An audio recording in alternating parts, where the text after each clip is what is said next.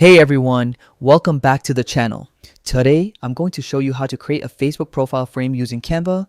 Quick, easy, and 100% beginner friendly. Whether you're promoting an event, a cause, or just want to give your profile a fresh look, this method will only take a few minutes. So let's get started. First, open Canva on your browser.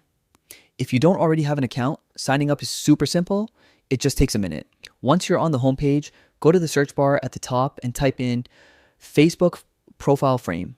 Hit enter and you'll instantly see a bunch of ready-made templates designed specifically for Facebook profile frames. These templates are a great starting point because they save you time and give you design inspiration right away. Take a quick look through the options and choose one that matches your personality or the theme you're going for. Once you find the perfect one, click on it, then select Customize this template. Now the fun part begins. Editing. Inside the Canva editor, everything is super intuitive. You can change the text, colors, shapes, or fonts just by clicking on the elements you want to adjust. A handy toolbar will appear above, letting you tweak things however you like. Play around with it. This is where your creativity really shines. If you want to add your own image or logo, look to the left-hand sidebar and click on Uploads. Then click Upload an image or video and choose your file from your computer. Once it's uploaded, simply drag and drop it onto the frame to replace any existing image.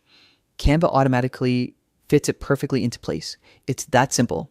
Once you're happy with how everything looks, go to the top right corner and click Download. Choose your preferred format. PNG usually works best, and save it to your computer. Now you can upload it to Facebook and watch how your new frame makes your profile photo pop. It's a small touch that can make a big impact on how your page looks and feels. And that's it. In just a few easy steps, you've created your own custom Facebook profile frame using Canva. If you found this tutorial helpful, don't forget to like the video, subscribe, and hit the bell icon so you won't miss any of my upcoming design tips and tutorials.